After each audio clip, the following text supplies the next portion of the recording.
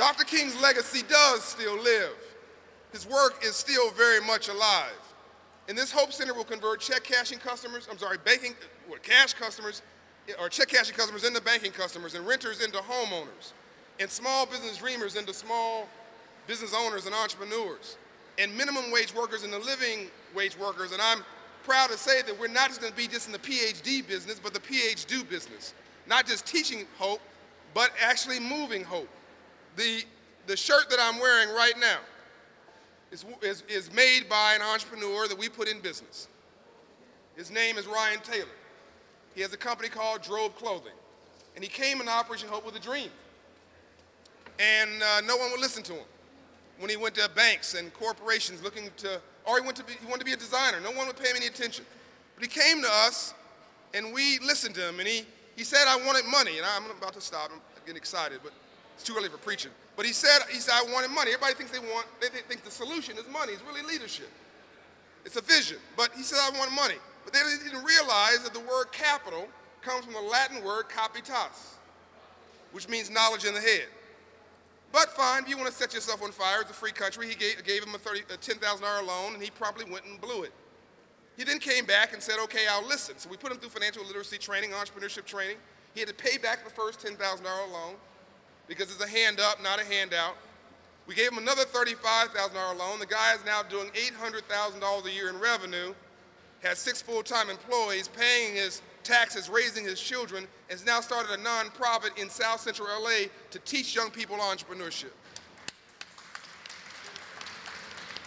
Ladies and gentlemen, we can do this. We have created about $400 million in homeowners. I'm sad to say, though, that we've almost restructured more bad mortgages than we created new ones. But rainbows only follow storms. So I am here really to honor these ladies because they honor you. I'm here because without the heroes and sheroes that make up our Hope Corps volunteers, nothing happens. I'm here because I am excited about what Atlanta can mean. As I think you're now an international city, thanks to Andrew Young and a lot of the Olympics. But we got to find a new mission and a new relevancy for a new age. This Hope Center, I believe, is part of that answer. It'll be a local empowerment tool, a national model, and a global symbol. Let me stop now and say this. I'm done. Let me just tell you why I think what you're doing in schools is so important. There's a young man named Derek who went through our program, 12 years of age. Anybody in here was a volunteer, you'll recognize this story. Young man sitting in the seat, sort of slouching, because we've been overrun by thug culture in our inner cities. We've made dumb sexy. We've dumbed down and we've celebrated it, but we've got to make smart sexy again. So this young man is sitting around because everybody else is sitting around with him looking like a thug. But this young man's smart. So one of our volunteers goes into the classroom dressed, suited, and booted. And the first session, Derek is sort of meek.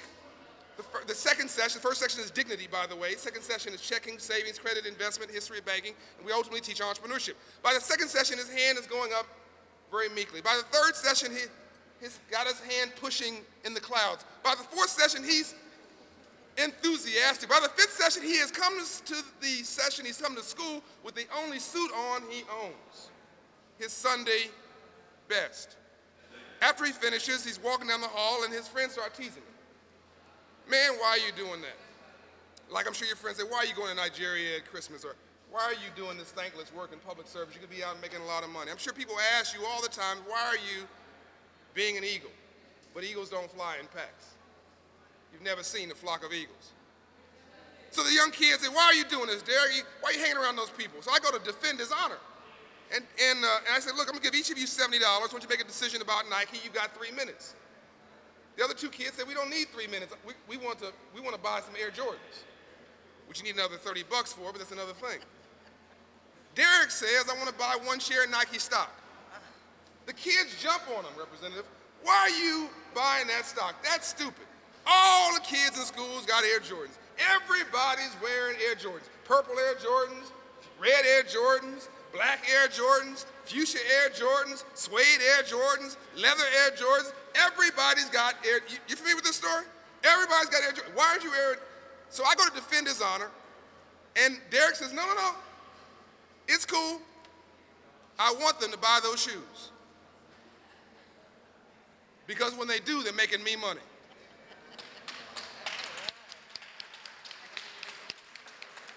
What's my message? It's very simple. I want to thank the mayor, Mayor Kasim Reed, and the representative, and the senator, and the representative, and the senator, and the governor, and all those who support this work. But my message here is really, really simple.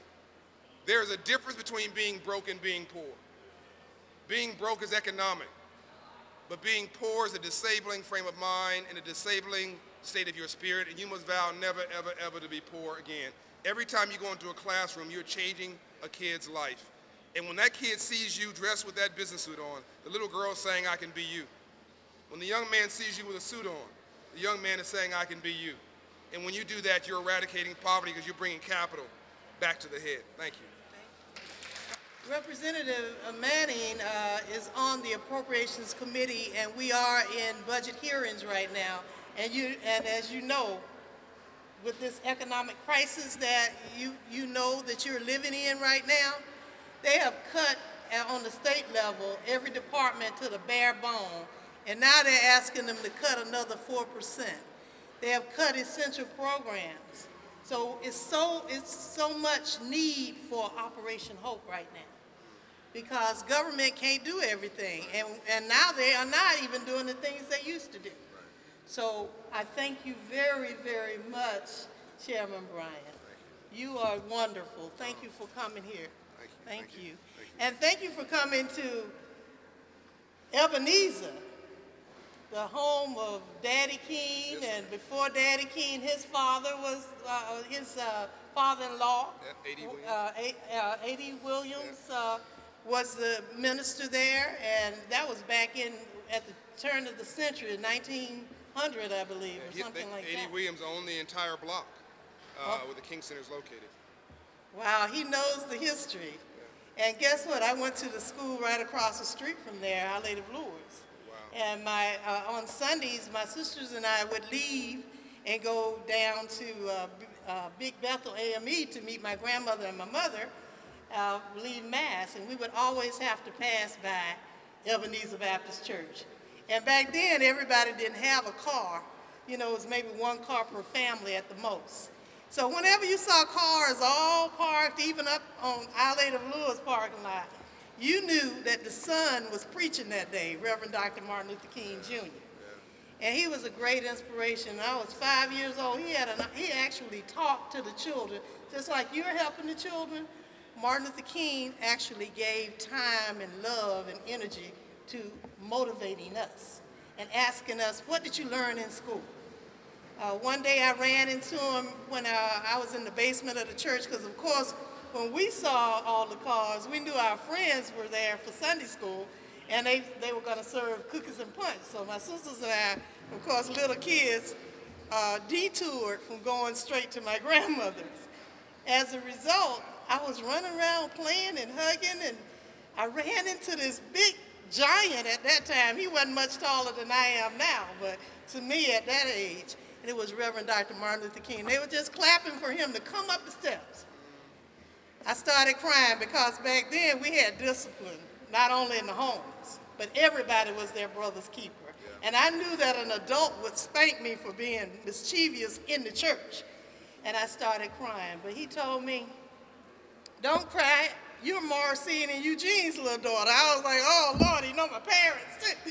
And so he said, I tell you what, if you tell me what I said, then I will not discipline you, I won't spank you, but you got to come up and listen to the sermon. You got to tell me what I said. And it was one of his great sermons. He was telling everyone, no matter what you do in life, do it the best that you can. He said that if you're going to be a street sweeper, be the best street sweeper, a garbage man, be the best garbage man. And he ended with, everybody can be great because anybody can serve. Said you don't have to have a college degree to serve. You don't have to make your subject and your verb agree to serve. Said you don't have to know Einstein's theory of relativity to serve. You don't have to know about Plato or Aristotle to serve. You don't have to know thermodynamics and physics to serve. He said all you need is a heart full of grace and a soul generated by love. And that's what all of you have and what your great leader has here with Operation Hope, a heart full of love, a soul generated by love. And we want to answer any questions. If there are no questions, we're going to go on with the program. Can I say something? Yes. Actually, the senator has inspired me. I just wanted to make sure I say this for the record. Dr. King and his legacy would probably not be where it is without Coretta Scott King. Oh, yes. Who doesn't get the credit that she deserves. Hopefully one day she'll have her own tribute. But Dr. King would also not be where he is without Daddy King. And this is a message and a story we hope to tell with this new Hope Center at the new Martin Luther King Sr. Empowerment Center at Ebenezer. We'll be the anchor tenant.